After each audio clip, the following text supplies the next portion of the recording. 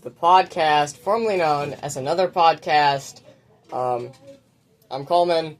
This is my friend Luke here. Yeah, I'm here. And we're going to be talking about, Well, let's first of all talk about how we just don't have time to record this, and I told you so over and over and over again. But, we're going to record it anyway. Okay. And, this is the sequel to our prequel, and I guess you can just imagine what the original was like. So, we didn't have an original. Yeah, so, Yeah, we like to focus on the things people really like. People don't care about the originals. It's all about the prequels. It's all about the sequels. Exactly. So, what would you say the worst prequel was out of the Star Wars movies? Speaking of prequels. I don't know. Your turn. My turn? Honestly? You pick one and I'll just tell you how you're wrong. Okay. Honestly, I'm not a big fan of episode 2. I mean... Okay, you're not really all that wrong, but... Wow, okay. Episode 2 had a few minor issues, like every single part that Anakin and Padme were in was, of course, very painful. Yes. Obi-Wan's poor mullet. You have to look at that the entire movie. The mullet, right. I mean, it's like all the Obi-Wan parts are interesting. He pulls them off, but you have to look at his mullet, and it makes it hard. It does. And, it does. But I don't know. I feel like I could make a case for episode 3 to be the worst, because, like, they really should have waited and had it come out, like, during the era when they were, like, splitting movies into, like, 2 and 3 different parts, like they did with The Hobbit, like they did with, of course, everyone's favorite, Twilight, Breaking Dawn, and so on and so forth. Other movies that nobody cares about, like The Deathly Hallows. And hey, come on, man. Come on. And then, anyway, so, I don't know. I mean,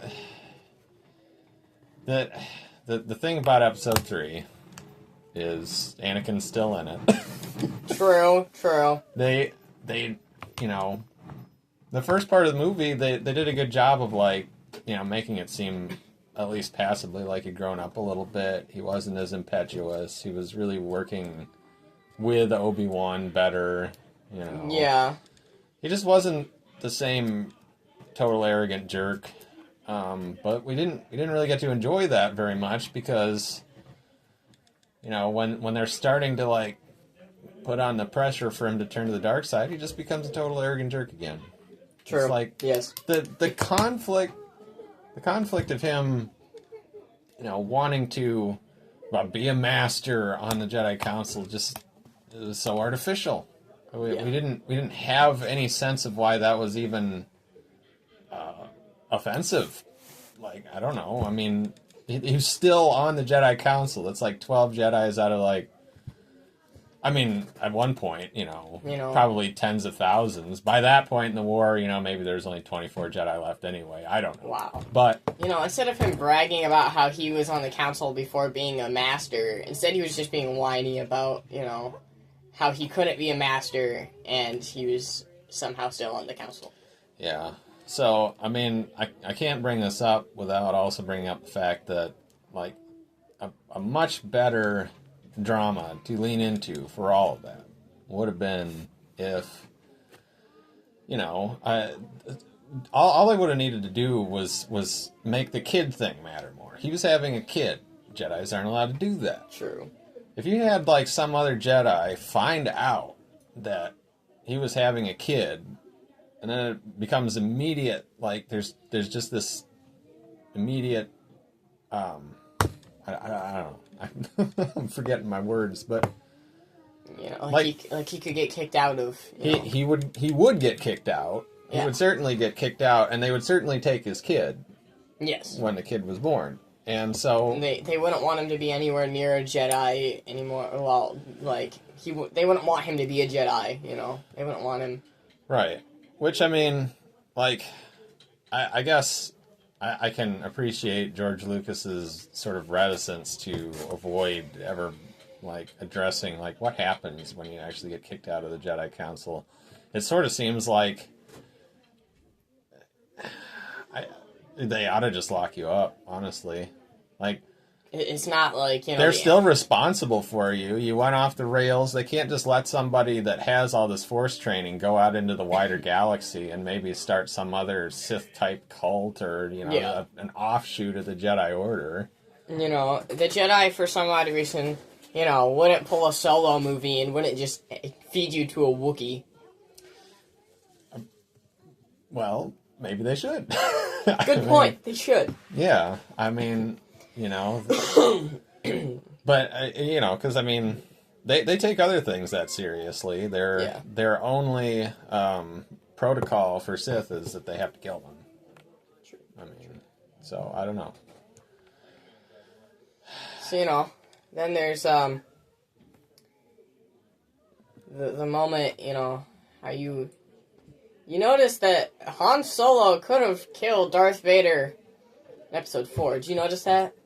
But, you know, he just decided, no, I'm going to shoot the TIE fighter right next to him. Oh, yeah. Well. And, you know. Like you do. He's like, oh, that one in the middle looks different. That must be important. Oh, I'll just shoot the one on the side and it'll all work out. Exactly. Like, you know, somehow it all worked out in the end, somehow, but, you know. He wanted to show off his incredible bank shot. Like, oh, I'll you know, knock this one off the side and it'll run into this one. And, well, I mean, that's not even actually how it happened. He blew up the one, then the one next to Vader just veered into him. Which, I mean, you know, just the Imperial stormtroopers, even the ones that fly the TIE fighters, are such geniuses. They're so good at their job. They are, aren't they? Yeah. But... yeah, I don't know. There was a once in a, you know, in the history of the galaxy opportunity to get the drop on Darth Vader, and Han Solo just completely passed right up on that. It's great. It was. Just, oh yeah, we can, yeah, sure, this one looks like a main character ship. I'm just not gonna shoot that one. No. I'm gonna shoot the one next to it, because the one right there looks important. Yep. So important in its bent wing structure. Wow. You know, Darth Vader's TIE fighter, though, it's you don't really see it much after Episode 4, do you? Yeah, I guess, or I don't know, he just sort of forgot it existed, or... Because you don't see it in any other movies of Darth Vader flying it. He's in his shuttles otherwise. Yeah, he just was done piloting after that, I guess. It's like, well, he's the best starfighter pilot in the galaxy, but he spun out that one time and he was just done. He was like, Han Solo didn't take his shot to kill me, so I'm done flying. I only flew that ship for Han Solo to shoot me. I'll try spinning, that's a good trick. He pulled his younger years line. That's, you know, how he avoided getting shot afterwards. Oh, I don't know. And those darn prequels. Yeah. Yeah, great movies. You know, on my trip to Florida a few weeks ago, yeah, I showed you the handcuffs I got, right? Right. Yeah, this was another argument we had. Yeah, that, you know, we've decided that, I've watched episode 4, and there is a line in there where they would not shut on Chewbacca. The handcuffs would not close on Chewbacca. Absolutely disagree. There's no way that happened. Like, they wouldn't close on Chewbacca because he, like, opens him up and beats up people. They left him open on purpose so he could beat people up. I mean... No, they literally were trying to shut it and they won't close. I'm very reticent to believe that because they have no reason to actually cuff him when he's going to be the most useful one in the fight. Hold up, you're talking about Luke Skywalker, who's whiny, and Han Solo, who didn't take the shot to kill Darth Vader. Yeah. Why wouldn't they shut him in handcuffs? At that point in the movie, they were not shooting themselves in the foot. They were doing things sensibly. They would definitely want the Wookiee to be able to grab a hold of people and, you know, judiciously rip their arms off if necessary. Yeah, but, you know. I feel like they left him off on purpose, not because it couldn't close, because if you're really, really looking at Chewbacca's wrists, they're very, very small. Smaller than the rest of his body. Yeah, he's really a pretty stringy Wookiee when you get down to it. The hair hides it a little bit, but he's a lanky dude. If you look at the average Wookiee, he's the stick figure version of a Wookiee. Yeah, probably. So, but yeah, you got those Disney World Star Wars handcuffs and all that, but that's not the only thing you've gotten in the recent past, and I'd be remiss if we didn't point this out for our viewers at home. You got a new pair of glasses there. Yeah, I did. Yeah. You know. They're different. Yeah, they're not good, but they're different. Wow, okay. I see how it is now. I just think it's going to be really hard for everyone to get used to seeing you in those new frames when, well, even though we've only had one other episode and nobody sees us anyway. Hey, viewers, it's okay. You're going to get used to my new glasses, guys. Rest assured, we have many episodes ahead, I guess, if I have to, where you'll get used to his glasses. So, yeah, it was, we were out there talking about it. I don't remember. It was something Star Wars. I thought that would be funny to put on here. Yeah, I mean, Star Wars is always funny, but I don't know what we were talking about. I'm less than 20% awake, you know that. Yeah, true.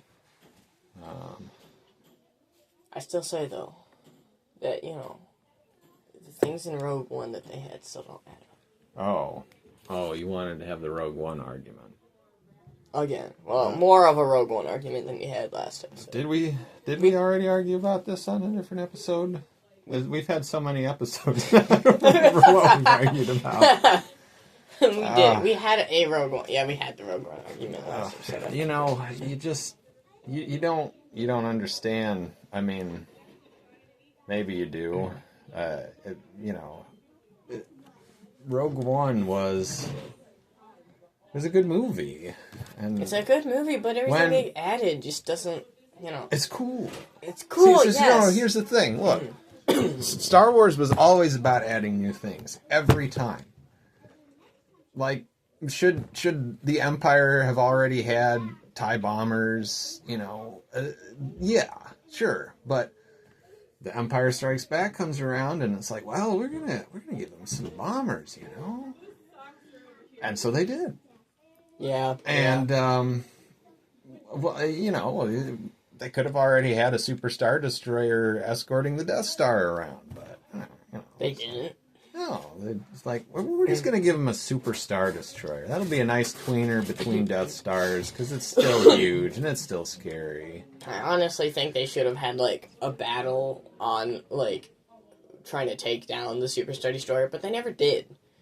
They took it down and then it crashed onto the Death Star. What could be cooler than their huge thing crashing into the surface of their other... Sure, but it's they could have had a battle over the Death Star and then they, battle it, take it down, and then they have to go and attack the Death Star. Huh? Well, in a way, it all looks the same.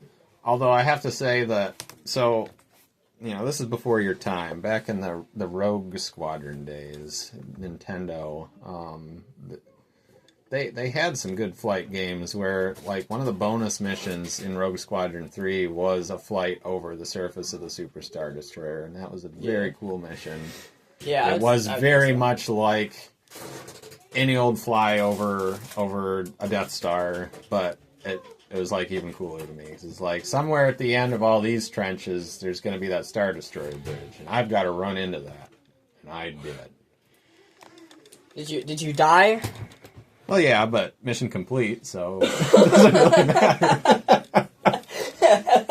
Wow, okay. Like, you actually can't beat that mission unless you get shot down running into the bridge. Seriously? Yeah, it's true. Which is easier than it sounds. Like, all you gotta do is fly at it, and then, like, the turbo lasers, like, just automatically hit you, and it's over. Wow. Yep. It's harder than it looks. Oh, it's so much easier than it looks. You know, what about, we talked about this earlier, about how you, need to listen to all the soundtracks to the movies and figure out, you know, if 8 and 9 actually have any rememberable music in there. Yeah, it's one of those things I've been meaning to get around to for years and years. Like, you know, there's 5 Pirates of the Caribbean movies. Those are some of the loveliest soundtracks out there, and I haven't seen the 5th movie and probably never will, but I was at least going to listen to the soundtrack, and I don't know. Just, you don't get around to things when you get old like I am. Yeah. But I don't know. The thing is, you know, at least all the way up through the episodes, they're all John Williams. Yeah, That's kind of the one thing that remained authentic about Star Wars to the very end. But, I don't know, apparently even Pirates of the Caribbean, after the 4th album, like, they didn't even get Hans Zimmer back, so I guess maybe I'm not even missing anything. I don't know.